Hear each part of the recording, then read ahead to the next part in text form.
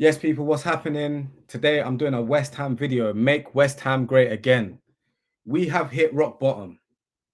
We have just lost 3-0 at Molineux to a team called Wolverhampton Wanderers that ain't won a game this season. I think their last victory was in March 2025.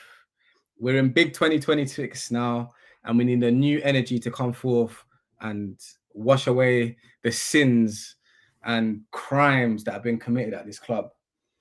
I mean, where am I going to start? I think I'm going to start with Graham Potter, the bollockless see you next Tuesday that's now hiding out in Sweden. His little stint has absolutely killed us. Basically, the players that he let go because he didn't want any characters or people with character in the club. We trusted him. We gave him a window. We gave him a preseason. He let go of Edson Alvarez, loaned him to fucking Fenerbahce. I mean, who does that? Who loans the Mexican captain to Fenerbahce? When we're West Ham, we're in a situation where we're coming off the back of a shit season. We need fighters in the team. We need leaders in the team. God forbid we find ourselves in a situation where we're in the relegation zone and Edson Alvarez is on fucking loan in Turkey, bruv. What's he doing? Getting a fucking hair transplant? Come on, bruv. You let Edson Alvarez go. Emerson. Bruv, he's been a consistent, decent performer for us for the last couple of years. You let him go for £1 million. I mean, you need your fucking head tested. £1 million. Bruv, our owners must be as naive as rappers that are attending Diddy parties at this point. How can you sell Emerson for £1 million? I'm not talking about Emerson Royale that used to play for Spurs. I'm talking about our Emerson, our left back, that was our best performer in that final. Remember that? Go back and watch the game against Fiorentina. Emerson put in a shift. He was consistent. He bided his time whilst Moyes was plugging away with Cresswell. Came in and he was a decent performer, week in, week out.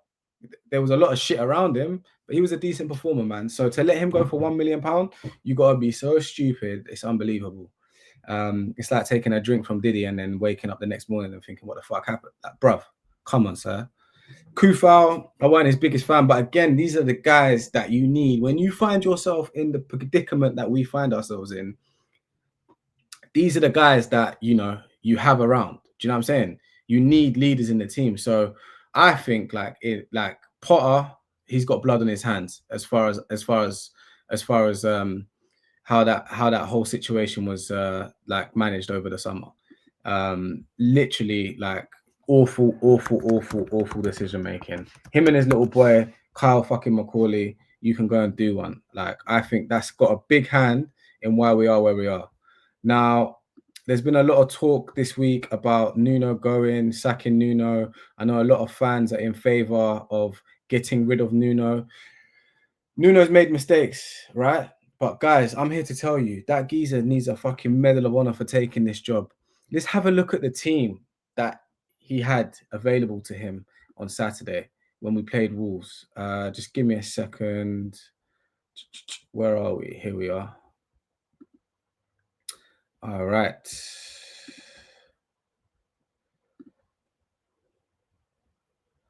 Don't know if you guys can see that properly, but anyway, you know who was there. Kyle Walker-Peters, relegated last season with Southampton. To be fair to the brother, he's played well this year when he's been called upon. He seems like the only leader in the team, and that's saying something. Konstantinos Mavropanos, brother, I don't know what it is you do in between certain things, but your mind literally goes blank. Sometimes you look good, sometimes you look shit. Max Kilman, you are a disgrace. You are a disgrace. £40 million. 40 million blood clot pound. Wallahi, we need a refund, brother. Listen, this guy is weak-hearted. Brother, if I went and stepped to Max Kilman's girlfriend and took her number, he would just look at me and do nothing. That's how bad Max Kilman is, bro. He don't like defending. He takes no professional pride in anything that he does. You know what I'm saying? He has no professional pride. Because the way I'm looking at it, when he came to the club, I'm thinking, bro, like how come this geezer hasn't played for England or anything? Like, we're in a period where we don't have that many good centre backs. You've seen Connor Cody and shit like that, bruv. This guy can't defend, bro. He's weak-hearted. His heart is weak.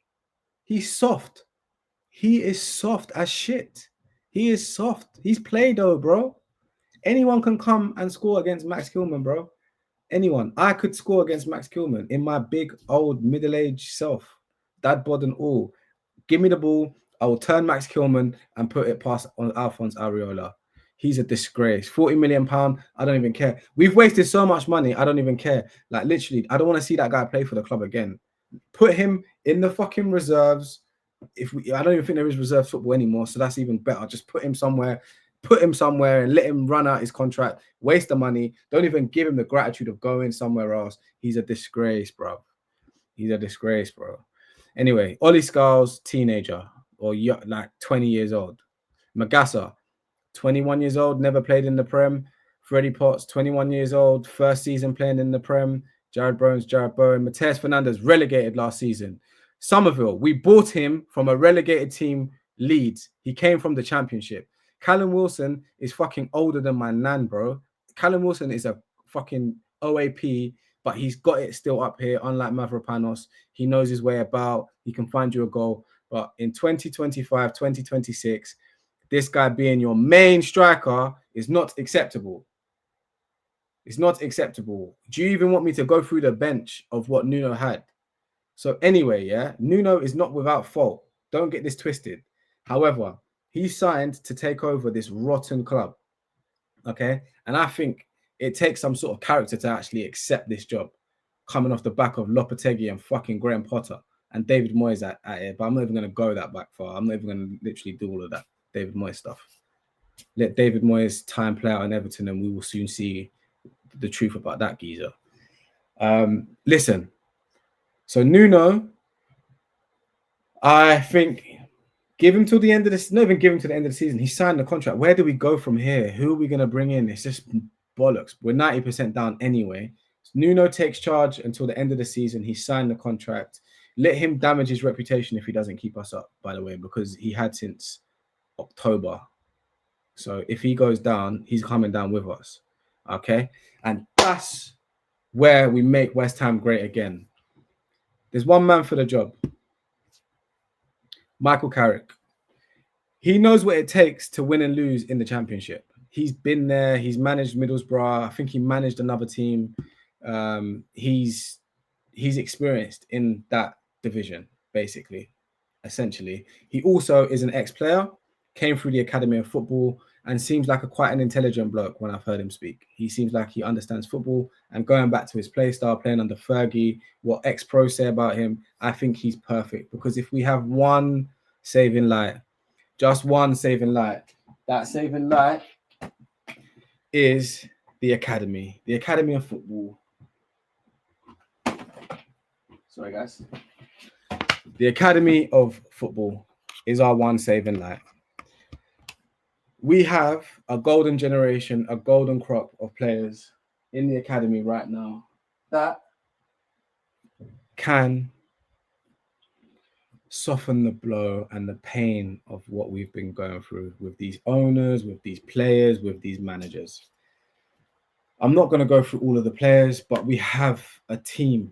We have at least 15 high quality individuals that, if developed correctly and progressed correctly, can be the heart of our first team.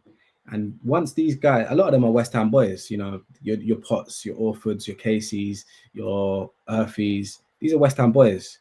You know what I mean? So they know what it's about. They're going to have some heart, unlike your fucking Max Kilmans and your Lucas fucking Paquetas. That's another cunt. Get him out of there. So this video is not going to get monetized.